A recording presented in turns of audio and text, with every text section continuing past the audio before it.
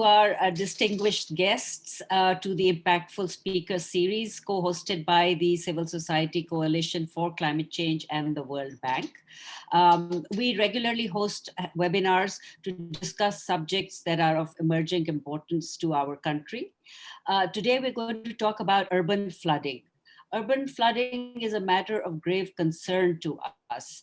I think the flooding last year in Karachi is just an example of the debilitating impacts and the disruptive impacts and the devastating consequences of this phenomena. We need to look at it from all aspects to see how is it going to affect our lives.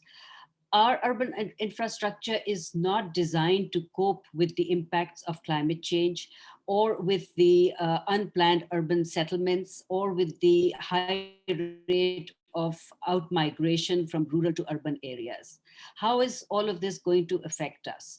Climate change is only going to exacerbate all these impacts because it's going to trigger impacts which are going to increase the precipitation patterns in an erratic manner. They're also going to make our monsoons early and more intense. We have four experts with us today who are going to talk about this subject and analyze and look at it from different aspects.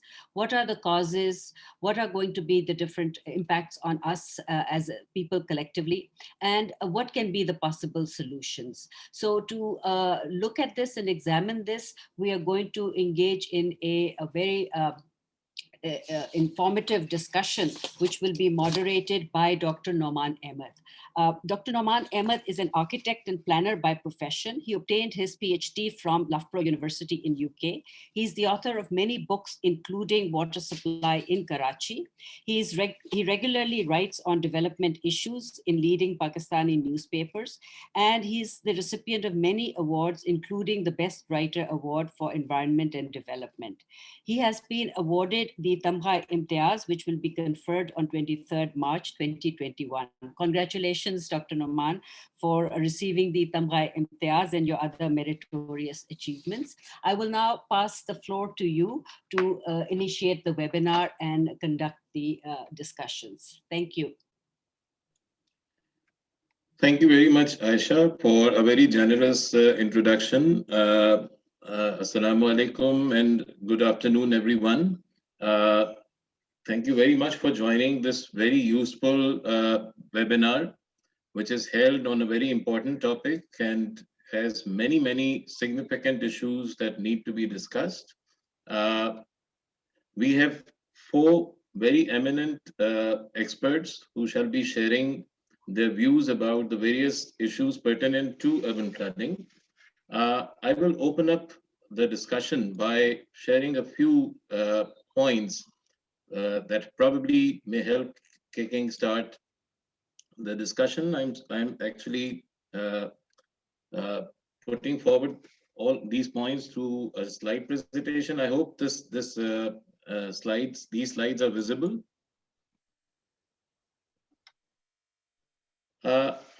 As Aisha just informed us that we have been regularly observing a kind of an unprecedented pattern of monsoon rains and other factors pertinent to climate change. The previous year, 2020, saw a very intense monsoon, especially in the southern part of Pakistan, which was experienced in Karachi and other cities. And they flooded to record-breaking extents, causing enormous amount of damage.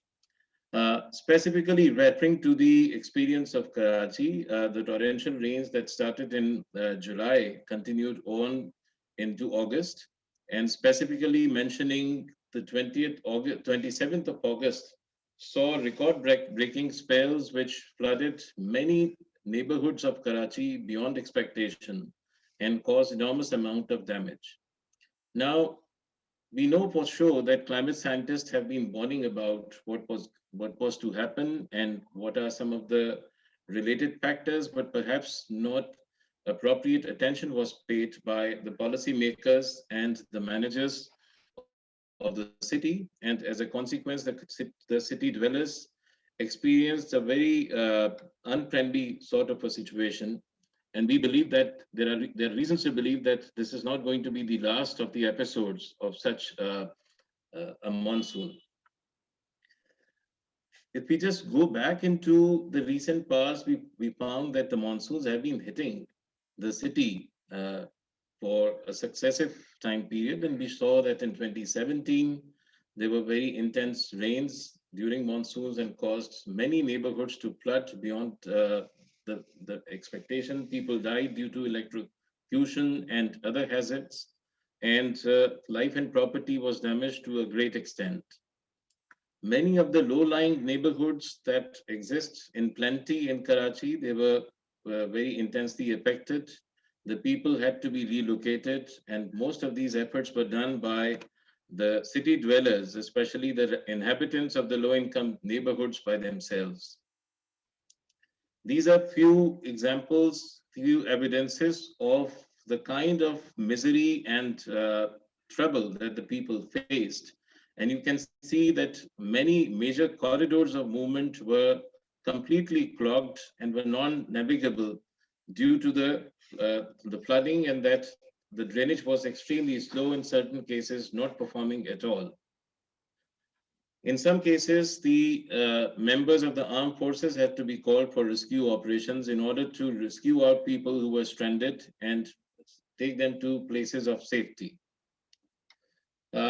Public transport was also adversely affected. In many cases, the buses and minibuses were stranded due to flooding, and especially the sprawling developments that we have in plenty across the city periphery, they were very enormously impacted due to this situation. Now, this brings us to the fundamental questions that probably in this discussion we will kickstart to discuss. The first is that why cities flood? And this is not something which is new and only unique to Pakistan or Pakistani cities. We know for sure that cities all across the world flood because of the fact that cities as developments or as man-made intervention into nature are primarily disruptions. And when this disruption is scientifically studied, adjusted, and in fact accommodated appropriately, then the impacts of urban flooding are adequately controlled. However, when the situation is vice versa, then it plays havoc for the city dwellers. The natural causes of urban flooding include obviously heavy rainfall, and more so in the regime of climate change, shrinking of water bodies and silting. This is something which happens quite commonly, and our friends from the Federal Flood Commission would be able to dwell perhaps more on these issues. The man-made causes in respect to flooding of cities include buildings in floodplains, which is now quite commonly observed all across the cities in Pakistan, unregulated development in waterways, the nalas and drains that we have all across the major cities in Pakistan, they experience unregulated sprawling developments for various reasons, and the rise in impervious surfaces, which does not allow the groundwater to recharge. The consequences include the loss of life and property, the damages that is done to infrastructure, in many cases rendering it completely non-utilizable, and destruction of assets and social and psychological impacts that are caused to a very sizable cross-section of population. Now, the fundamental question that we need to possibly address in this seminar and take this discussion forward beyond this webinar also is that how to deal with urban flooding in a planned, people-friendly and sustainable manner, and how to make Pakistani cities and city dwellers safe. So let us begin deliberating on these matters, and I would now request our first esteemed expert, Syed Zahid Aziz Sahab, who is currently the Managing Director of Water and Sanitation Agency, WASA, Lahore. He has vast experience in planning and execution of foreign-funded projects and various improvement projects supported by different agencies. He is a member of various prestigious professional bodies. I would now request Zahid Saab to in fact, make his points. And the time allotted for this webinar, due to paucity of time overall, is 5 to 7 minutes. Zaid sir, please, the floor is yours. Thank you very much. I'll be presenting a small presentation within allocated time. My colleagues, do you have the presentation? Please go ahead. Can you see the presentation?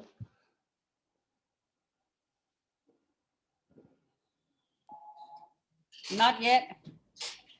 I think Dr. Naman needs to, stop sharing his. Great, thank you.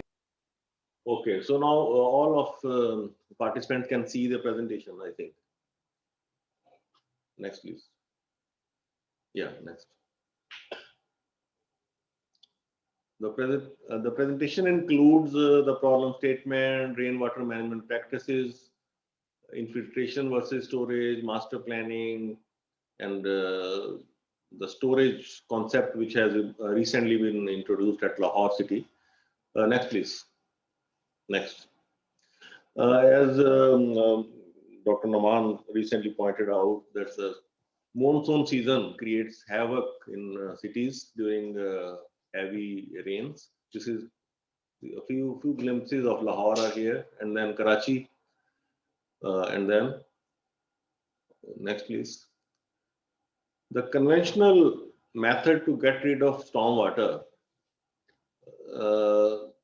is involving on the left top corner sewage pumping stations, on the right top corner the gravity drains, and pipe network which is on the right bottom side, and on the left bottom are the water bodies where we manage to send this storm water.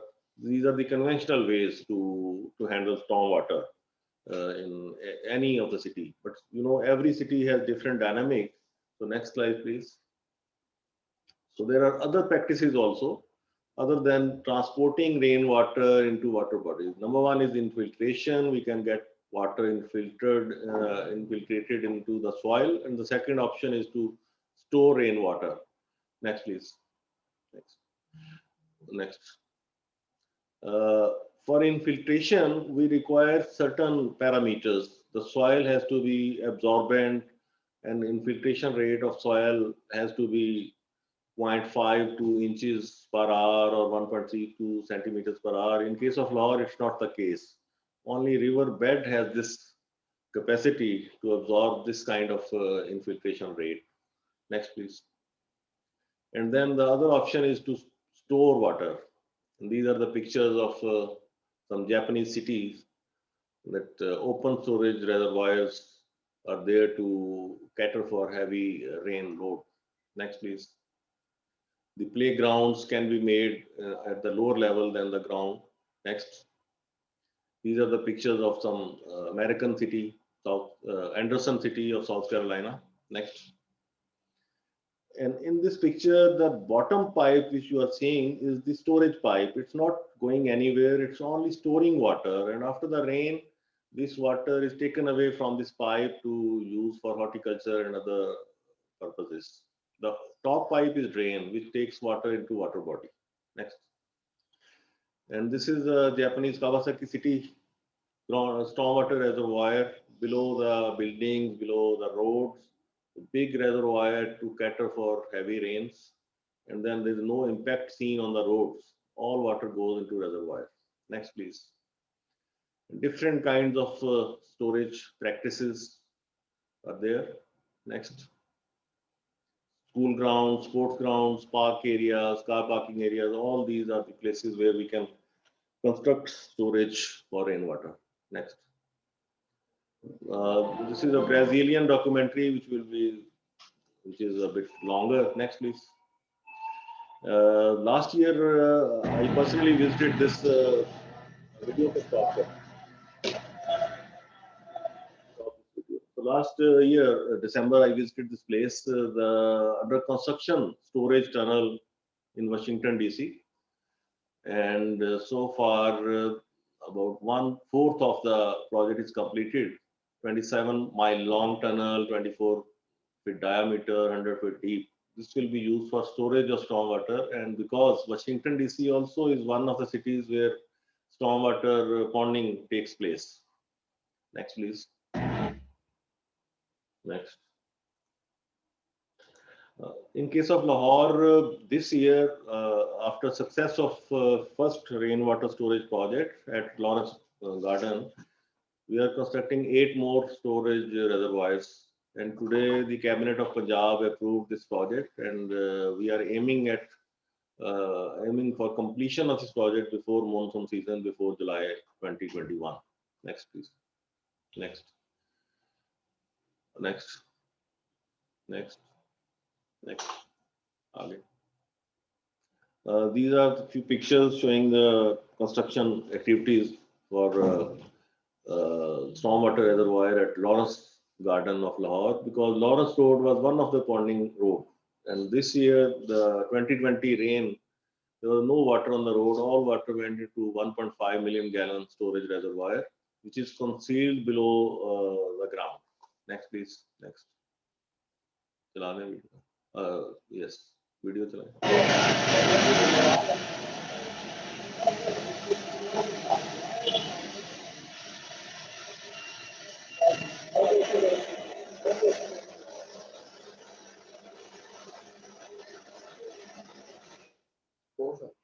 Okay, so there was 189 millimeter of rain on one particular day, and there was no water on road, and all water was into storage.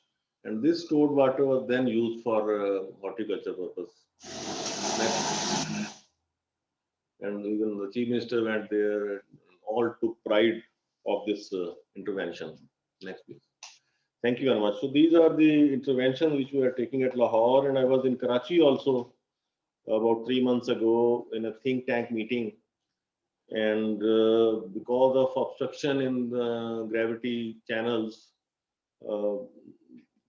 such kind of interventions are also to be considered for Karachi as well. And in Rawalpindi also, the stormwater channels are encroached badly. So all these things, every city has different solutions. So one of the solution is storage. Thank you very much. Thank you, Zahid Saab, for a very interesting presentation informing us about the steps that the WASA and other agencies in Lahore have recently taken. We now request a new speaker, our next expert, Dr. Nasir Javed. I'll take a while to introduce him. Dr. Nasir Javed is a very well-known figure in the development sector. He is a public sector development specialist with more than 32 years of cumulative and diverse experience of working as a civil servant, including as project team lead, CEO, individual consultant, and practical hands-on municipal management at the city level, including 5 years general administration. He has spent almost 13 years heading the Punjab Urban Unit, which is a part of the Planning and Development Department, Government of the Punjab, and his stint as the chief of Urban Unit was definitely groundbreaking on many counts. The Urban Unit, under his able leadership, was able to contribute numerous initiatives and various achievements. I will now request Dr. Nasir Javed to share his thoughts on this subject. Thank you.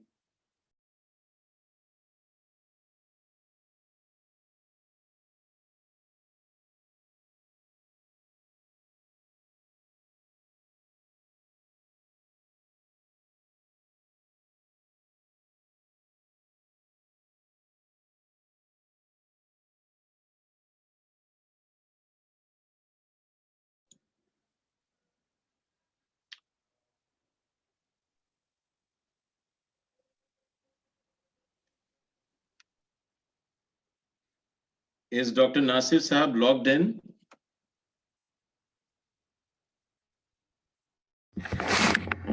I think he is not in.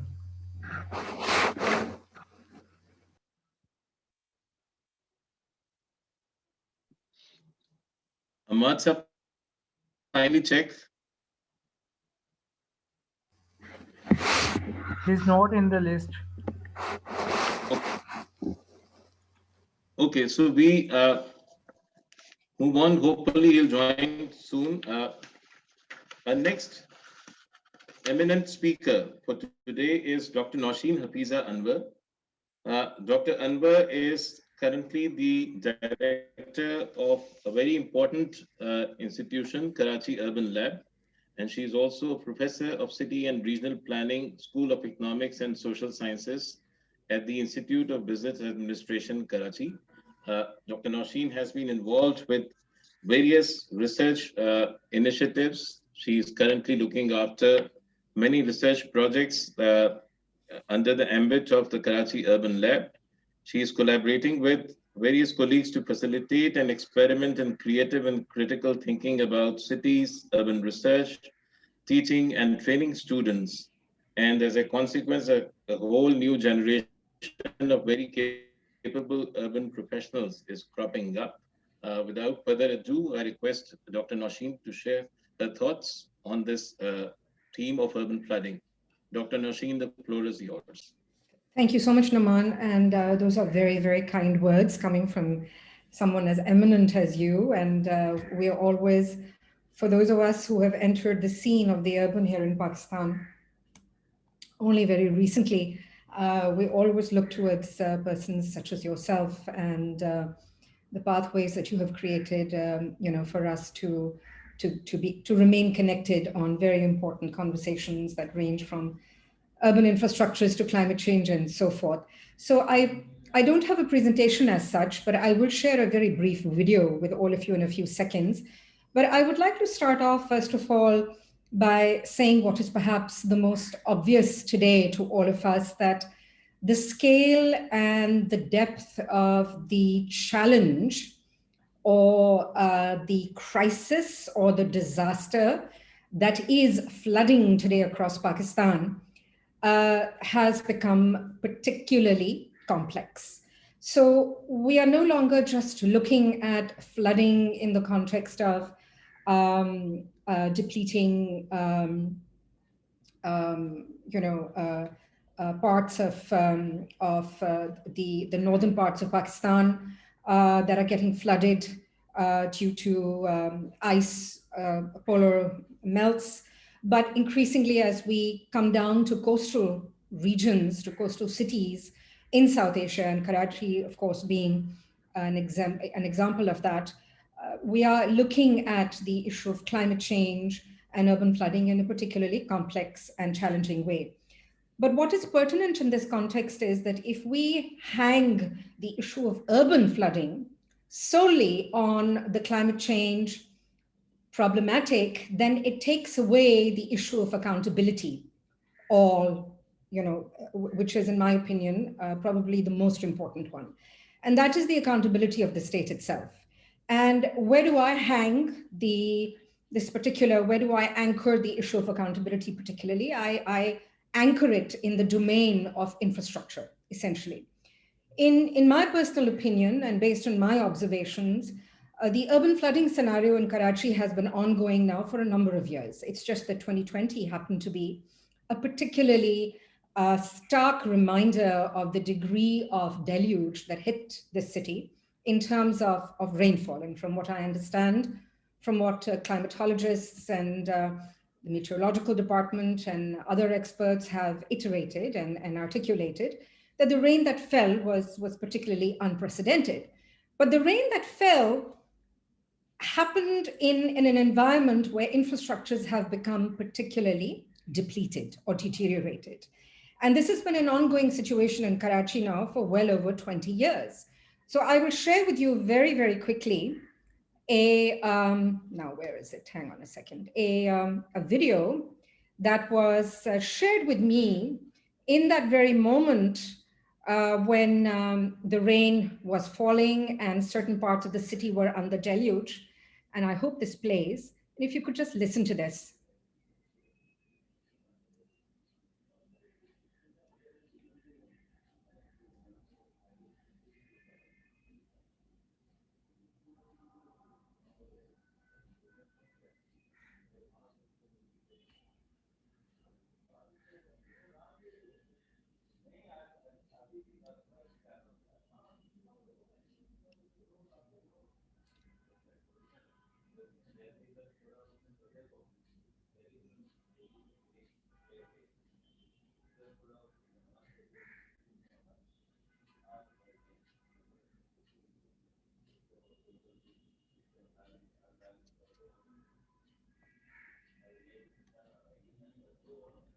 Okay.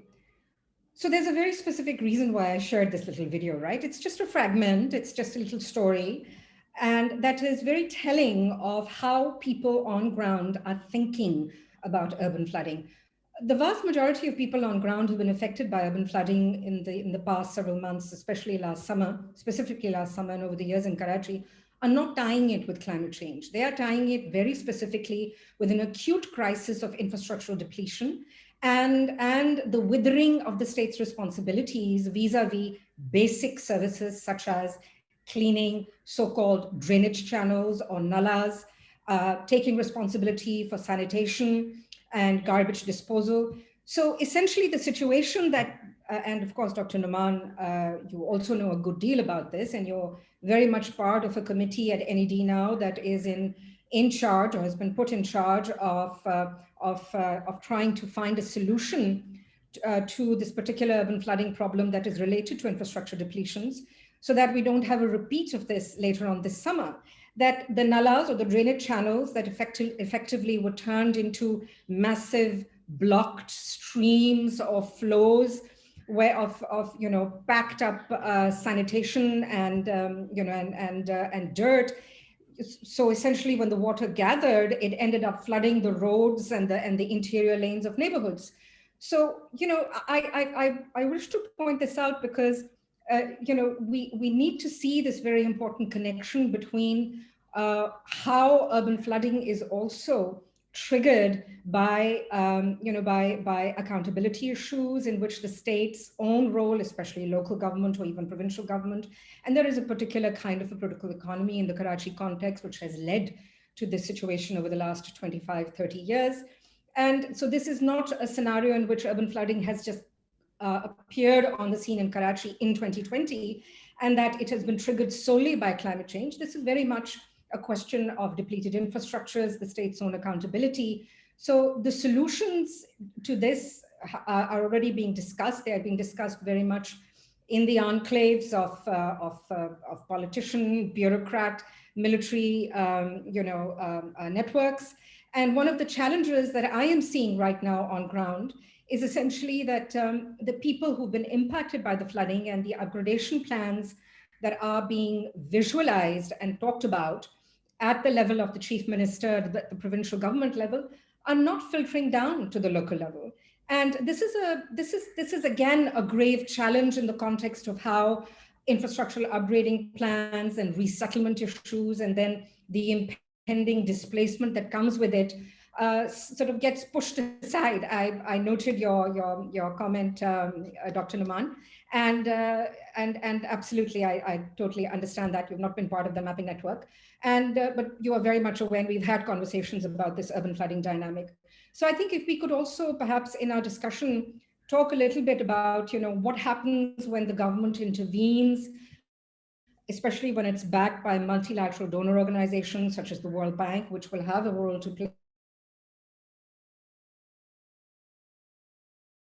The Nala, which is now going to be part of a massive transformation package that in turn is backed by the military, the bureaucracy, the federal and the provincial government. And this really leaves, the question of, well, what's happening at the local level? What's happening with communities? What's happening with the people on ground? The point that Dr. Nouman iterated earlier, how do we make it people-centric, not just people-friendly, but also people-centric? And, these issues remain very, very challenging to Pakistan's political economy of urban planning and development over the last 50 or 60 years. And they keep appearing again and again in very challenging and very complex ways. So I will stop right there. Thank you very much. Thank you, Dr. Nosheen, for raising some very important issues. The issue of accountability related to the relief and rehabilitation work that is normally done when disasters such as urban flooding are experienced. We hope to get some time to come back to this theme and discuss it slightly further. I'm told that Dr. Nasir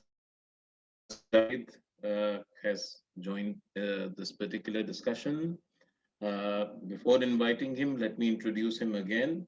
Dr. Nasir Javed is a public sector development specialist with more than 32 years of cumulative and diverse experience working as a civil servant, including as project team lead, and primarily his one of those most significant contribution that he was able to make was as the chief of the Punjab Urban Unit, which he led for over a decade. And under his leadership, that institution became a very worthy organization, attracting very capable human resource from different disciplines, and was able to contribute not only in Punjab, but also in various other contexts of Pakistan. So without further ado, I request Dr. Nasir Javed to share his thoughts on the theme of discussion for today. Dr. Saab, the floor is yours.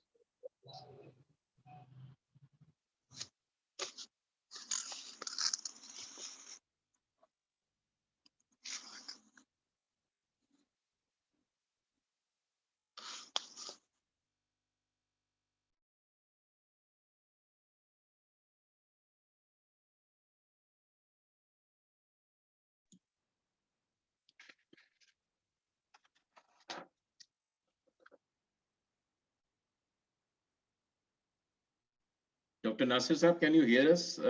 We are requesting you to share your thoughts in today's panel discussion.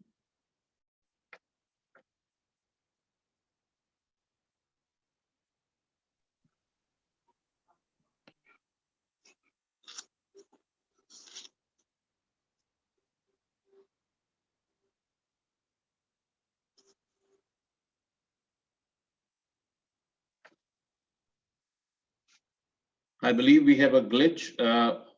We now move on to a next speaker, next panelist for today. I think, Dr. Noman, if you can request Dr. Nasir Javed to unmute his mic. Dr. Saab, can you unmute your mic? Dr. Nasir Javed Saab?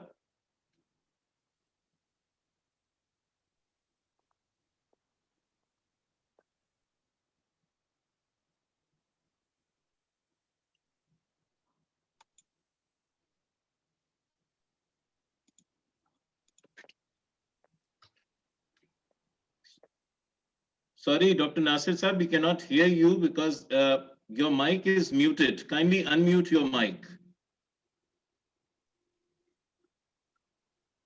I'm not Dr. Nasir Javed, but it's coming on my phone that I should unmute it. My name is Zafar Bhatti from Green Earth Recycling. But my name is coming on Dr. Nasir Javed's video. I don't know why. My apologies. Can you hear me? Yes, I can. We can hear you. I'll request our host, Ahmad Saab, to kindly check on whether Dr. Nasir Javed is logged in.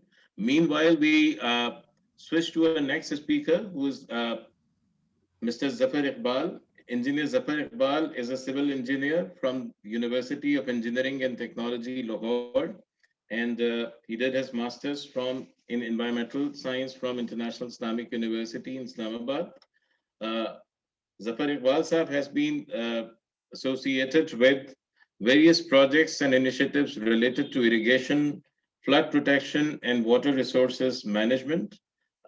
He has worked in private sector as well. However, recently, he's working with the Federal Flood Commission, and currently he is the assistant engineering advisor and has contributed to the Flood Commission and in the preparation of federal flood reports for quite some time.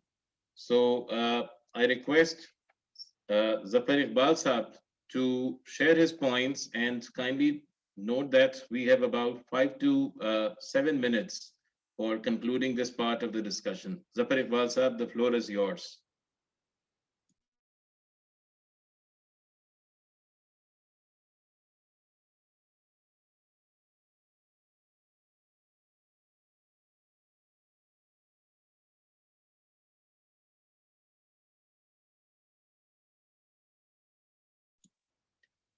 Zafar Saab, kindly unmute your mic. Sorry, sir.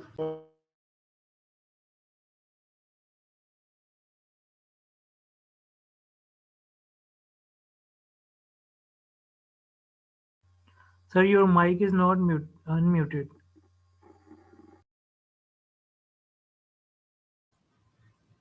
Sir, am I audible now? Yes, you are. Sir, thank you so much for your invitation. I am grateful for the head of the department, Sir Ahmed Kamal sir. Actually, I am in place of him because of his another meeting, important meeting in PM Secretariat. He has been there and he has asked me to present some of the respond to the questions that you have put forward for the panelists. I also could not prepare the presentation actually because of some of the other important assignments on the desk.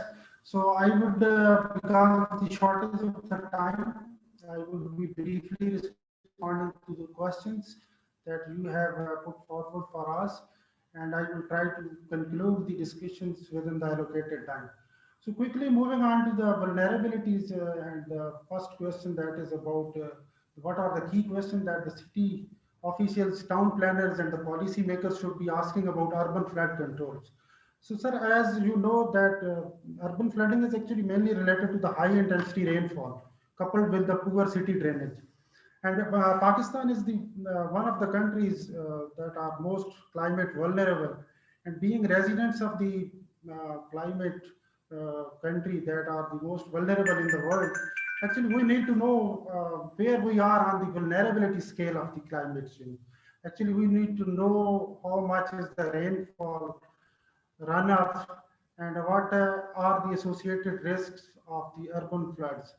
So in the previous slides, as Dr. Numan has presented and as Syed Zahid Aziz Saab has presented the various pictures and the videos, so we all know that the vulnerabilities to the urban flooding have increased, and considerably we have seen over the last 2 to 3 years that the risk of urban flooding has shifted from northern side to the southern sides of the country. And then another question that is important that we should know what are the areas under risk of urban flooding. This is important that the what are the actually the critical points, what are the local nalas, what are the thickly populated settlements. So these are the what are the vulnerable groups that where the urban flooding could cause damage, and there is a risk for risk to the life and the livelihood opportunities. Then we should actually also know what is the capacity of the existing drainage system. Unfortunately, existing drainage system in Pakistan are already, in terms of the capacity, they are inadequate. And in terms of the existing capacity and in terms of the design, in terms of the maintenance, they are choked, are being choked in the sense that we don't have actually the attitude towards their proper maintenance, proper operation, and some of the even public sector organizations are making the system even more poor. The next question that is important is how much population could be in terms of the demography. We should know how many people are at the risk, and then what is the natural drainage path, and then some of the soil characteristics, geographic and topographic features. These are some of the important considerations for the city developers and the town planners and the policy makers. Then moving on to the next question, how are the urban and peri-urban developments in Pakistan creating the new flood risks? I had already explained over the last 2-3 years, the risk of urban flooding has shifted from southern to the from northern to the southern parts.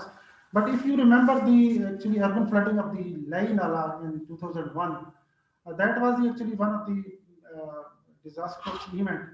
And in wake of that event, Federal Flood Commission has executed one of the model projects in Rawalpindi, Islamabad, in the twin cities of the Islamabad. And that project is actually the Lai Nala flood forecasting and early warning system in Pakistan. So that is the model project for the flood risk management in Pakistan. And We had been trying to replicate that project in close coordination with the other concerned agencies, but still we have not been successful in this interventions, and the feasibility studies, however, are underway. Then, as regards the other risks, that is the runoff related to the urban drainage, that has actually exceeded the carrying capacity of the existing systems. Again, in 2000, I think it was 2013 or it was 2014, I had been in Sialkot on an official visit, and because of the urban flooding experience there, and most of us already know that there had been urban flooding experience in the Ek Nala and the Bhed Nala of the district Sialkot. So over there, what we have seen that the whatever the runoff was generated in the local nalas that exceeded their carrying capacity, and the result was the exceptionally high urban flooding. There are the encroachments. Day by day, the encroachments are increasing. We are not actually removing the existing encroachments. So to actually manage all these risks, priorities have already been defined in the national water policy that was actually the approved by CCI in 2018. And the main priority areas for action are rehabilitation of the drainage systems, early warning systems should be there, then there should be bioengineering measures, then the capacity developments of the VASAs and the other related organizations. Then as regards your question regarding where must be the other government departments step up to ensure that the policy implementation is effective. I think the important areas are the expansion of the existing flood forecasting and early warning system. Federal Flood Commission in its flood protection sector project 2 already executed the model project that I have already explained to you. And our recent initiative, that is the project of flood protection sector 3 project, it cost 95 billion, and it also includes the urban flood management component as well.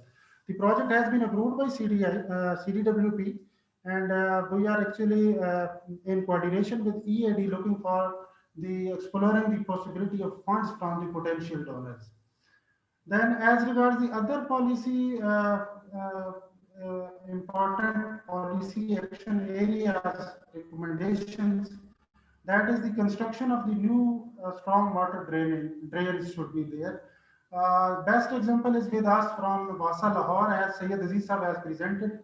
They have done very innovative work, and that is one of the innovative model projects for Pakistan that they have constructed on pilot basis an underground water reservoir, that is the storm water reservoir basically. So we are actually also working with the, we are in close collaboration with the Hungary, and we are trying to get some funding from them for actually for construction of the similar other reservoirs in Lahore as well and in other parts of the country. Then is the promoting the rainwater harvesting schemes. Then we should go for the hill torrent management, harnessing the potential of the hill torrent waters. Then micro watershed management is important in the form of small ponds and mini dams. We should try to actually harness the potential of small watersheds. Then flood retention reservoirs, as envisaged in the Pakistan Recharge Program. These are actually the interventions which have been planned along the major rivers of Pakistan, and the studies have been planned in this project. This is one of the another important initiative, and it would help to control the urban flooding in Pakistan. Then are the bypass channels, escape channels. We should go for this. Then is the improved drainage. We need to actually incorporate the drainage component in urban development infrastructure projects. These are the aspects which are actually already missing in our development schemes. So these have been actually highlighted. As regards the green infrastructure or green solutions to control urban flooding, I think what is the most important area that we should actually stop dumping of the solid waste into our water bodies. This is one of the areas that is increasing the risk of flood, that is increasing the risk of urban flooding encroachments and discourage the further encroachments Then forest plantation using the drainage water.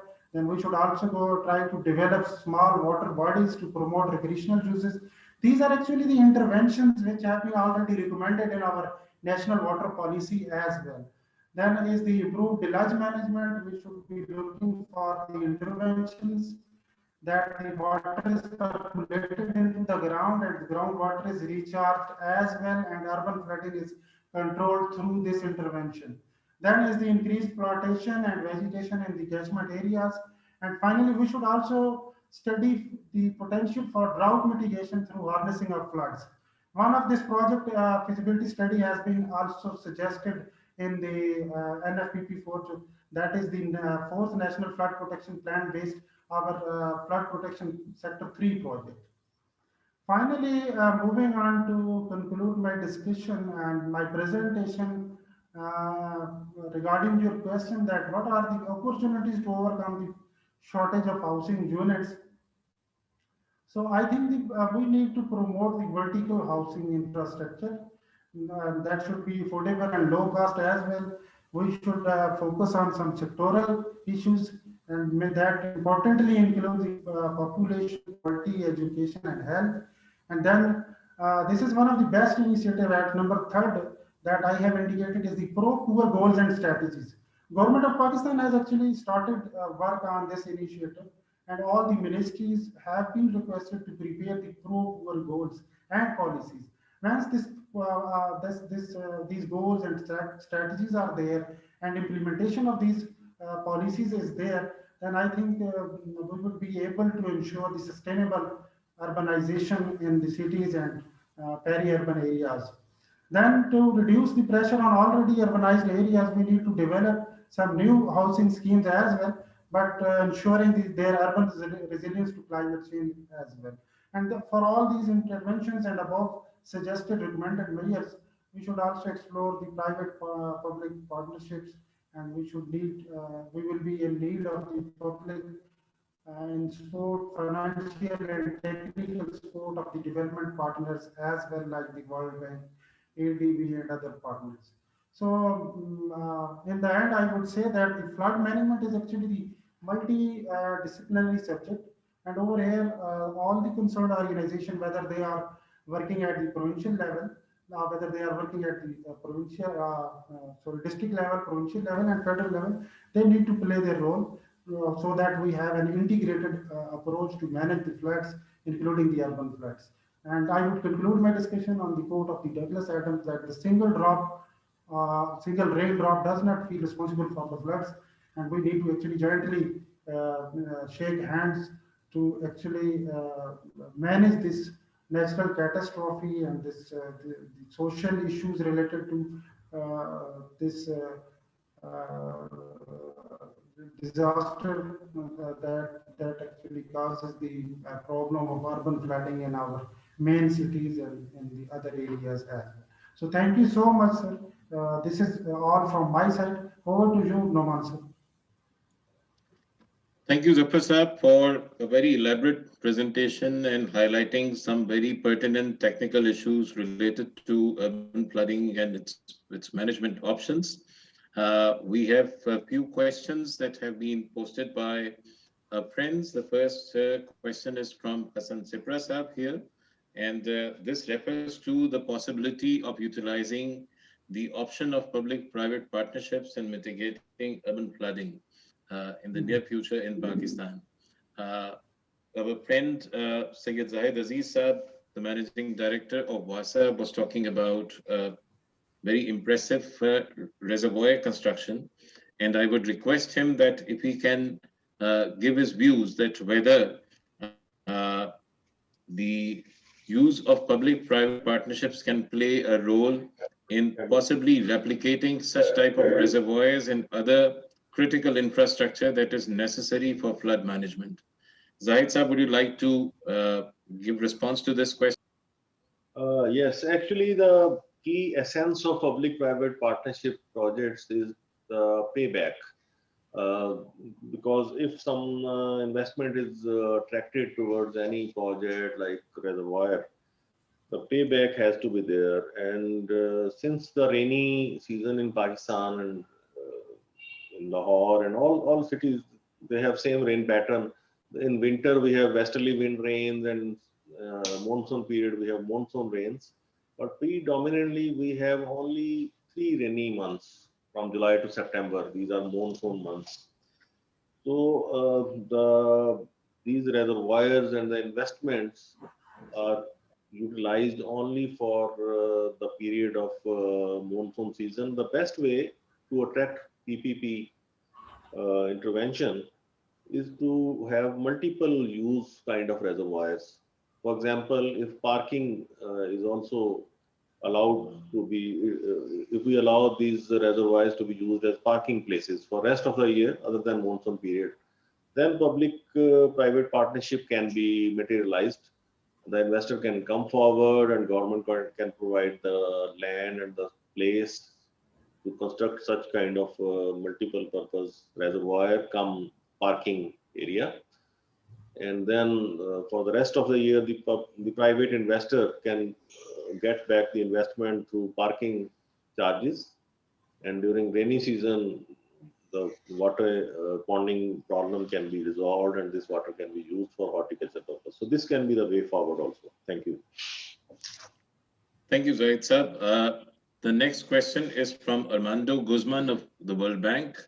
And the question is that how is urban planning informing present and future investments to improve flood management and reduce the risk of potential flooding in the light of climate change? I'll divert this question to Professor Nausheen Anwar, if she would like to connect it with the earlier discussion she was having about the accountability and its relationship to the larger good of the people. Nausheen?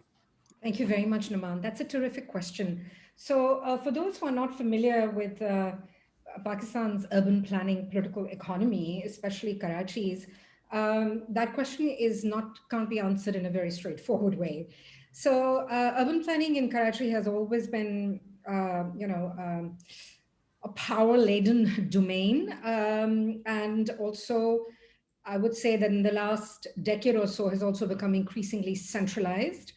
And a case in point, for instance, is this transformation package or plan that is in the works for risk mitigation vis-a-vis the possibility of urban flooding later this year, given what happened last year.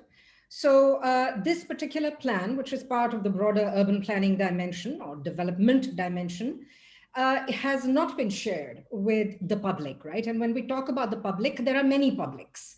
What is most important is that we think about the public that has been impacted, and that public is a massive public. So when we think of the different nalas, and they're not actually nalas, they are the cities, for those who are familiar with Karachi or from Karachi and know about the very deleterious impact of flooding on the city last year, which impacted people from all walks of life.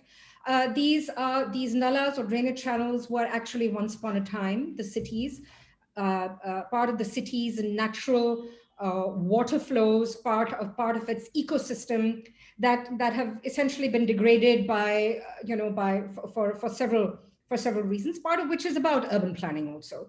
So now this is a very important plan that is in the works.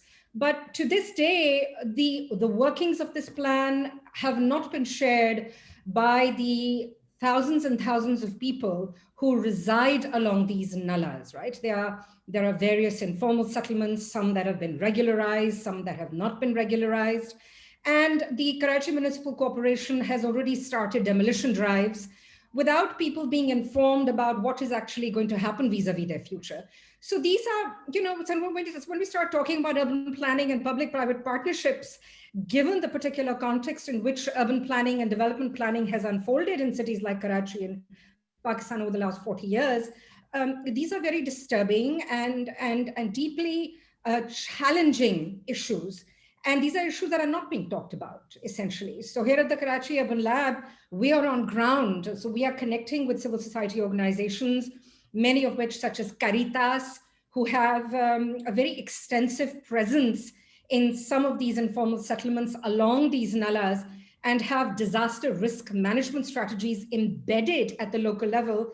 They are asking that why isn't the government coming to us and talking to us? why don't we have access to information about the surveys that were conducted? So, there are a lot of rumors that surveys were conducted in certain parts, but other parts were left out. And there are perhaps political exigencies related to that. So, these are very, very complicated, politicized issues, and they have to be discussed in a political domain. And what I see happening before me is a lot of technocratic talk, which is actually depoliticizing this process. And that in itself is a very dangerous aspect, right? So when we start talking about the technical aspects of upgradation, public-private partnerships, which eventually lead to a depoliticization of this discourse, which is about the future of ordinary human beings, we start entering into a very, very dangerous domain in which and there is plenty of literature and critique on this coming from cities like Jakarta, which are now going to be, Jakarta is at the forefront of urban flooding, right? And where the World Bank has been involved in some very controversial ways in terms of these public-private partnerships and vis-a-vis Jakarta's urban planning risk mitigation strategies with certain unintended consequences which were never thought about. So Jakarta is now drowning, and Indonesia has to handle this massive issue where it has to shift the capital elsewhere. How do you shift a massive population of that scale, right? We're looking perhaps not at that same scale in Karachi, but we're still talking about thousands of people whose lives are going to be impacted due to this developmental planning intervention, but at a juncture in which nothing is being shared with the people on ground. And there is a history to this. And again, this, I will say this needs to be debated. And it needs to be debated openly and very strategically, where people have to come down, to the ground level and meet people. And this includes not just chief ministers who have operate in a certain kind of a discursive ambit. It means also the engineers who might use drones and satellite imagery to map, and that's not enough, essentially, right? And the people who are actually producing the best maps are civil society organizations, vis-a-vis Karachi's Nalas. And I will name one of them. This is the Technical Training Resource Center, which is spun out of the Urangi pilot project and trained by people like Parveen Rahman, people like Sirajuddin, who are doing brilliant work. But, where are they in this discourse? I would have liked to see people like him being brought into these conversations also. So let me end it right there. Thanks, Nausheen, for a very profound take on this question that was raised by Armando Guzman. The next question is by Ms. Rabia Ghafoor, and this question refers to the fact that how the mismanagement of waste and choke drainage is contributing to urban flooding, and what needs to be done on an urgent basis to prevent a repeat of what happened in Karachi last year. Since we have Zahid Saab, who in fact manages a full-fledged water utility, I'll request him to give his views as to how waste or solid waste management, or its absence of it, contributes to the complications in flood management. Zahid Saab, kindly help. Thank you much. Solid waste management is directly related with stormwater management. And you can well imagine that in Lahore city, we, through our trucks, through our excavator machines, around the year, we keep on taking out solid waste from the open channels, open drains. And sometimes we even encounter furniture and garments, all these things into going into our open drains, and also in the underground pipes, sewer pipes.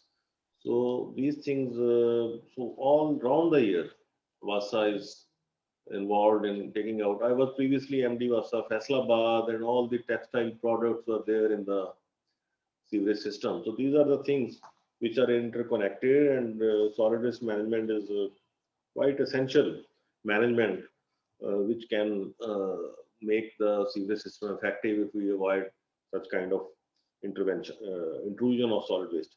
And second question, I could just read in the text, somebody questioned about DC water.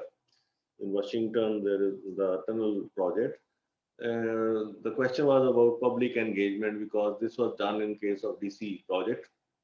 Yes, the public engagement is part of the environmental impact assessment NOCs. Unless the public hearing is not done, no project can be implemented. So therefore, we do all these things while carrying out urban flooding management projects. And there is big appetite in public also to go for such projects because the quality of life improves. And so public engagement is an essential part of such interventions. Thank you. Thank you, Zahid Saab. Since we are running short of time and we have to do a final round of the comments from our esteemed panelists, we take the final two questions that are raised by Aisha. One of them is related to urban planning, but we do not see actually incorporated in our development designs. What role can media and civil society play in raising awareness to develop a whole of society approach to reduce flooding risk? And a friend, Waqas Ahmed from Engineering University, Peshawar, has raised that what can be done to restrict urban sprawl through policies and its implementation to reduce surface runoff in major cities of Pakistan. I'll, just for the sake of interest, do it in reverse order and request Zafar Iqbal Saab to take these two questions as the baseline, but you can probably do your final wrap-up comments in 2 minutes. Zafar Saab, your take on this discussion and perhaps these questions.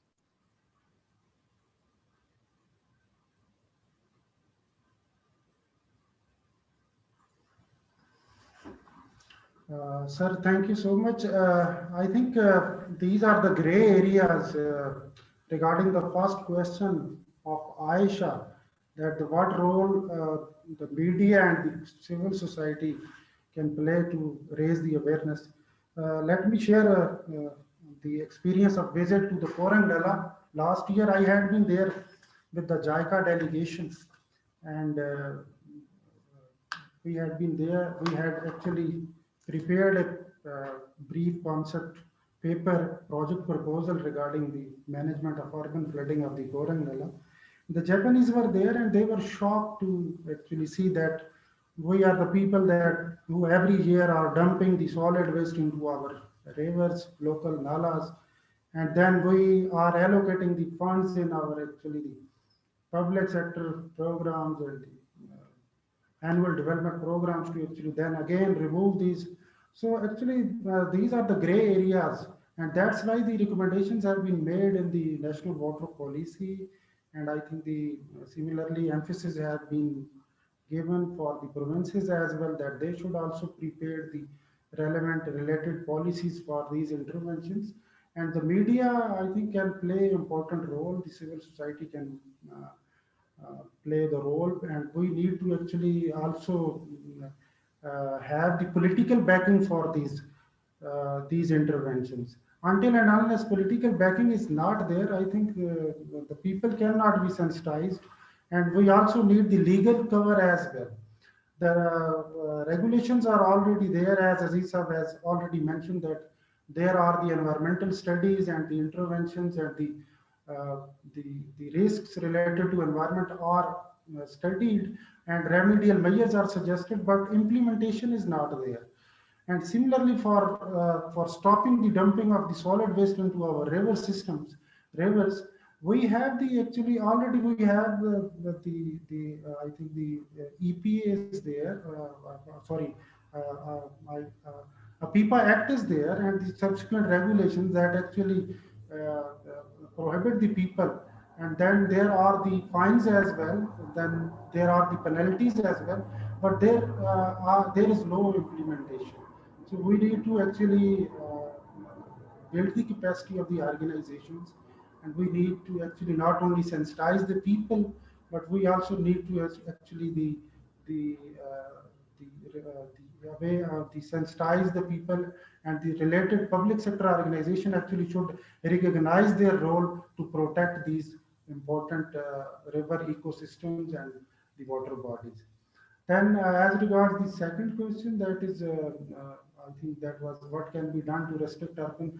I have already shared some of the policy interventions. I think the important areas to work upon is the cross-cutting issues, the sectoral issues. We need to actually develop more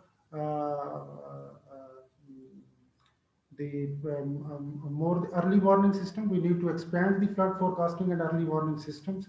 And as regards the previous question that was actually raised by our one of the friends from World Bank, to actually inform the present and future investment regarding the urban flooding, I would say that we had implemented the successful projects in the form of Lai Nala, and we have seen over the last I think 15 to 20 years that this project has performed its intended function very well. And we have been able to actually reduce the damages, loss of lives, and the damages to the other important public and private properties. So these successful stories regarding control of urban flooding actually demand to replicate these interventions in other areas as well. But what we actually need is the technical support, is the financial support, is actually recognition of the fact that under the climatic changes, these interventions are important, and we need to actually go for technically plan them and implement them. So that's all from us. Thank you, Zafar Saab. Moving on, I request Dr. Nausheen to give her concluding remarks in 2 minutes. Thank you very much, Naman. So very quickly, you know, on the question of, for instance, media, the involvement of civil society organizations.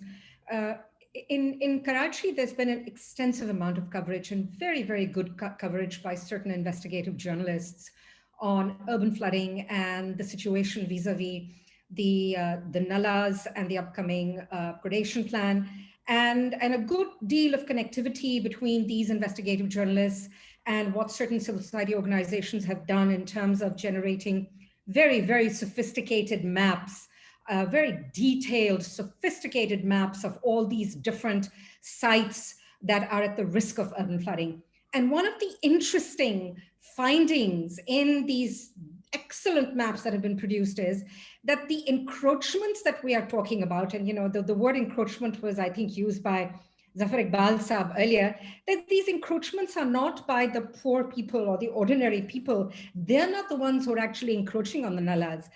In one of the key nalas in Manzoor Colony, for instance, the people who are encroaching actually happen to be very well-established law firms and commercial centers. So we also need to kind of understand in terms of how sort of, you know, in terms of how these drainage channels flow, how these ecosystems flow, and where on specific parts of these different water channels, specific kinds of encroachers are situated. And they're not always, you know, poor people or people living in informal settlements and kachi abadis. And then again, the question becomes that how do you get that particular category of encroacher to move? So all these kinds of things have actually been reported in the media and by these excellent investigative journalists. Sama TV has done wonderful coverage. And here at the Karachi Urban Lab, we're in constant conversation. One of our objectives is also advocacy and connecting people, forming networks. So we are very, very committed, you know, to getting all of this information out. And, you know, people on ground are not stupid. They don't need to necessarily be educated. They understand very well the kind of risk that they are confronting. But I think that the biggest risk that they confront is the complete lack of connectivity between state representatives sitting up there in this hierarchy and themselves. And that is a question of risk to their own futures, right? That is the biggest risk. And thank you very much, Naman. I'll end it right there. Thank you, Nausheen. We now move to a final esteemed panelist, Syed Zahid Aziz Saab. Zahid Saab, kindly conclude in 2 minutes your final thoughts. Thank you very much. The question about media and society role. I would say if media and society discourages over the road constructions and puts up pressure to the decision makers to go for under the road activities and infrastructure development first, and then go for the high-rise things and overpasses and underpasses, then probably this issue of urban flooding can be well planned and well addressed by the policymakers. Anyway, it was a great discussion today. So thank you very much for inviting and for sharing thoughts. Thank you. Thank you very much. I take this opportunity to conclude today's discussion. It was an extremely impressive discussion. We were able to get very useful thoughts and viewpoints as well as experiences from a learned panelist. One very interesting observation that is coming from this discussion is that while urban flooding is a very important and serious issue that we keep experiencing in our cities, it is not an isolated issue. It is connected with several interrelated matters pertinent to urban development. However, when the mitigation and intervention related to urban flooding is done, it is usually focused to a few specific type of interventions, I would say projects. Now, urban flooding does not necessarily refer to a very isolated and localized phenomena. It has many issues invariably connected to itself. The manner in which the land use in a city, in its region is not only managed, planned and looked after, but also physically dealt with. The internet interface with other services such as water, wastewater, and solid waste management. The manner in which the local municipal agencies are geared up and mobilized to deal with this situation. The process of allowing certain types of structures and buildings to develop and evolve in essentially restricted areas such as floodplains and so on. So as some of the friends have also listed in the chat box their observations that urban planning is a very vital exercise that has to be undertaken, taking into consideration all of these and related matters. It is our responsibility to see that appropriate measures of urban planning are instituted in all of our larger cities and beyond. The reason is that presently the urban planning assignments that we find taking place in many of our urban contexts are apparently reduced to very finite projects. And that is not what urban planning actually is. It takes into account the collective choices and needs of the society and translate them into priority of actions. And unless this process is put into its rightful and scientific perspective, it may not be able to do the right type of good for the people and for the society as a whole. Unfortunately, there are many high-sounding standalone type of initiatives that we come across, which totally hamper the overall process of development and also the manner in which our cities are actually managed. The two specific examples that come to my mind are the Ravi development project that has been recently launched in the city of Lahore. And there have been many dissenting voices that do not agree with the manner in which this project or undertaking is done. And the island development initiative in the context of Karachi's coastline. Now, while they may not necessarily have a direct bearing on urban flooding, but their process of development or the alteration of the topography and the consequent land use issues that can cause enormous amount of change and obviously challenges for situations such as urban flooding. So my humble submission would be that we need to look at the process of urban development and the planning interventions in a holistic perspective and should not try to reduce them to isolated and individualistic projects.